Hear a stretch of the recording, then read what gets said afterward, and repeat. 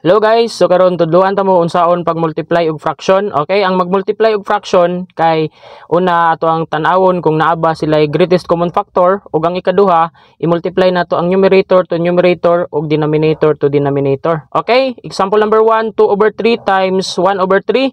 So wala sila common factor sa ibabaw ug sa ubos. So that means 2 times 1 is 2, then 3 times 3 is 9. Okay, so that's the answer for number 1. Okay, so another one, number 2. So 1/2 times 2 over 5. So na common factor or greatest common factor na 2. So si 2 mahimong 1. Okay, then proceed sa multiplication. Numerator times numerator. So 1 times 1 equals 1. Then 1 times 5 equals 5. Okay, so that's the answer.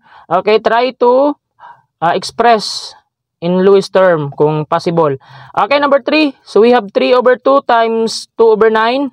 So naay greatest common factor si 2 and 2. Okay, so ang kaning greatest common factor tanaw lang nato diri sa ubos ug sa babaw kung naa ba sila greatest common factor. Masig asa basta sa ubos ug sa babaw.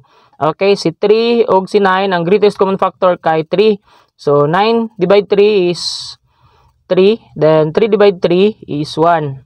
Okay, then proceed sa multiplication. 1 times 1 equals 1. Then 1 times 3 equals 3. Okay, in case nga dili ninyo i-cancel out ang greatest common factor, pag-abot sa answer, i-Lewis term gihapon. So maggamit gihapon ka greatest common factor para ma-Lewis term. Okay, number 4, 4 over 5 times 5 over 6. So greatest common factor is 5. So 5 divide 5 is 1. Kaya nahimo na siyang 1. Then sa 6 ug sa 4, ang greatest common factor nilang duha is 2. So 4 divide 2 nga greatest common factor, 2 na lang. Then 6 divide 2, 3 na lang. Okay, then proceed sa multiplication. 2 times 1 equals 2. Then sa denominator, 1 times 3 equals 3. So the answer for number 4 equals 2 over 3.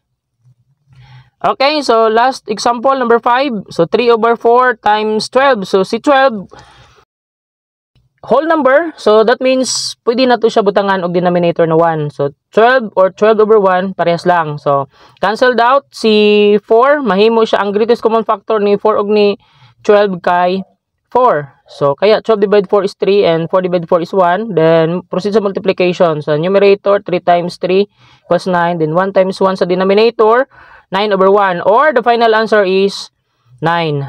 Okay, daghang king salamat sa pag-follow sa atong mga video o palihog kog follow and paki-share na lang pod. Daghang salamat.